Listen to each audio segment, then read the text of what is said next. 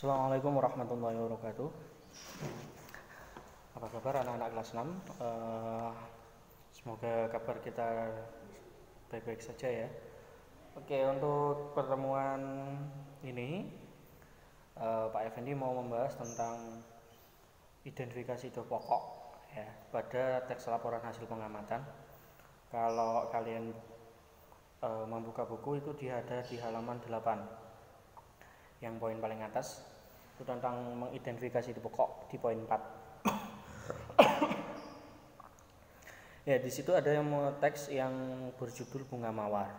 Ya, ada teks yang berjudul Bunga Mawar di mana di situ dijelaskan tentang proses pengamatan dan hasil pengamatan dari bunga mawar di sekolah. Di situ judulnya Bunga Mawar, kemudian hal yang diamati adalah tumbuhan di lingkungan halaman sekolah, waktunya kapan, tempatnya di mana, kemudian tujuannya apa. Nah, hasilnya di situ kan tertera beberapa hasil, di antaranya kan hasil pengamatan terhadap bunga mawar, di antaranya adalah ciri daun bunga mawar. Kemudian ciri daunnya di situ kan tertulis daunnya berwarna hijau tua dan lain-lain. Ciri bunga, ciri batang, kesimpulannya. Kemudian kalau kalian ditanya ide pokoknya apa, Pak? Ide pokoknya apa? Teks seperti itu. Ide pokoknya adalah kalian harus lihat judulnya. Kuncinya kalau kalian mencari ide pokok dalam sebuah teks hasil laporan pengamatan, itu kalian harus lihat judulnya dulu. Apa judulnya? Misalkan kalau judulnya di situ bunga mawar, berarti ide pokoknya adalah bunga mawar. Bunga mawar. Bunga mawar adalah jenis bunga yang berbatang keras dan berkayu, contohnya. Itu pokoknya. Kemudian faktanya apa? Fakta itu adalah apa yang tercatat di situ. Ya, fakta yang tercatat di situ. Faktanya apa? Faktanya misalkan ada durinya, kemudian daunnya berwarna hijau gelap, kemudian warnanya indah dan lain-lain. Nah, itu. Jadi kalau kalian ingin mencari sebuah ide pokok dari hasil teks hasil pengamatan, itu harus kalian lihat dulu judulnya. Dari judul itu kalian pasti akan mengetahui ide pokoknya apa. Ya, itu. Jadi kalau kalian bingung, Pak, ide pokok dari teks laporan hasil pengamatan itu di mana? Lihat judulnya aja. Kalau judulnya itu mengarahkan ke apa, berarti ya itu ide pokoknya. Kenapa kok lihat judul? Karena judul itu berisi tentang seluruh informasi dari sebuah teks yang tertera.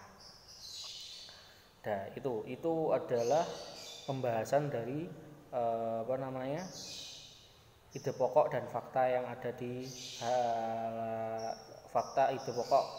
pembahasan dari ide pokok dan fakta yang ada di teks laporan hasil pengamatan. Ya.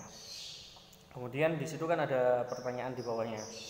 Bagaimana caranya menemukan ide pokok dalam teks? Ya, yang tadi kan sudah saya jawab. Lihat judul. Ya. Caranya adalah dengan cara melihat judul dan kemudian membaca isi teksnya. Kemudian apa yang dimaksud fakta? Nah, fakta itu adalah segala sesuatu yang nyata dan terbukti. Itu namanya fakta.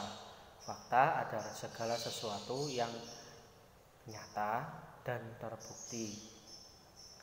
Sedangkan tuliskan fungsi informasi. Informasi adalah informasi berfungsi untuk memberikan data atau